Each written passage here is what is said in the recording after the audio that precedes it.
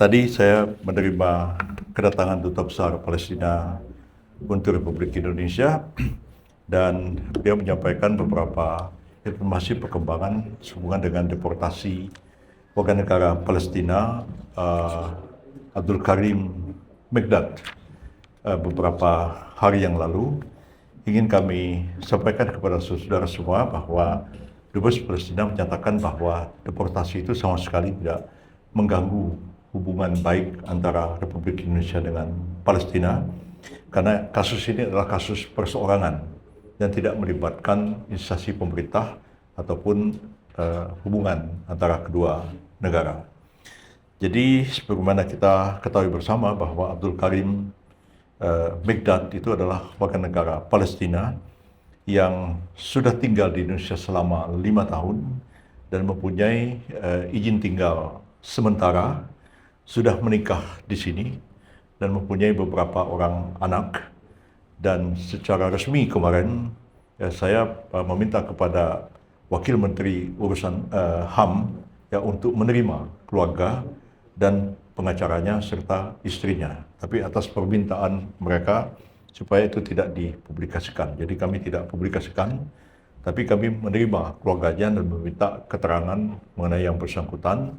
Intinya adalah keluarga berharap bahwa pemerintah Indonesia memberikan bantuan perlindungan kepada Abdul Karim Mekdad, dan mereka sangat concern dengan beberapa pemberitaan yang menyatakan bahwa kemungkinan Mekdad itu akan diserahkan oleh pemerintah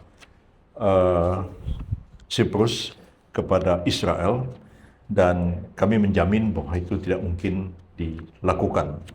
Dan seperti saya telah memberikan penjelasan terhadap media maupun juga kepada Majelis Ulama Indonesia dan ormas-ormas Islam mengenai perkara ini, untuk mengklarifikasi, karena banyak pemberitaan yang simpang siur, antara lain yang mengatakan bahwa Abdul Karim Mekdad ini adalah seorang ulama, ya, dan tadi sudah diklarifikasi oleh Duta Besar Palestina bahwa Abdul Karim berusia 41 tahun, sekolah di Malaysia, dan kemudian melakukan kegiatan-kegiatan perdagangan di sini, dan tidak ada rekod aktivis kemanusiaan di Gaza.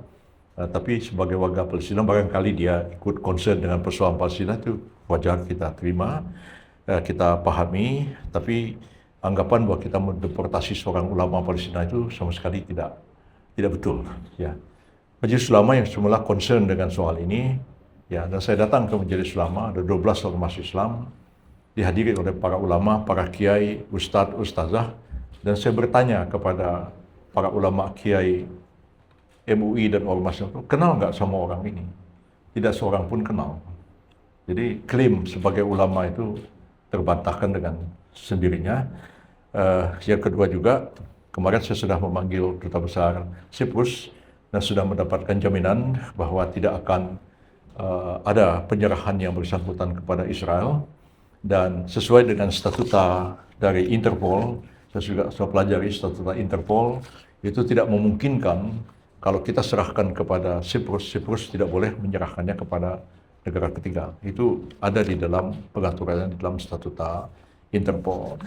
Hal lain yang ingin saya sampaikan adalah koreksi terhadap tanggal-tanggal penerbitan red notice, ya, karena ada beberapa media hari ini juga mengatakan tanggal 16 diterbitkan red notice, tanggal 17 langsung dideportasi. Itu tidak betul. Ini ada red notice dari Interpol. Ya, red notice dikeluarkan tanggal 5 Juni tahun 2026. Ya. Dan komunikasi kita dengan ICB Siprus itu sudah mulai terjadi pada tanggal 21 Mei tahun 2026. Jadi prosesnya itu sudah cukup panjang. Dan memang keputusan untuk mendeportasi itu tanggal 16 betul, dan pemerintah Siprus mengirimkan pesawat private jet ke sini untuk menjemput yang bersangkutan dan diserahkan oleh NCB kita atas permintaan dari Interpol. Jadi Interpol itu tidak akan begitu saja mengabulkan permintaan NCB satu negara, dia akan verifikasi. Betul nggak orang ini melakukan kejahatan? Ada alat buktinya nggak? Ada saksinya nggak?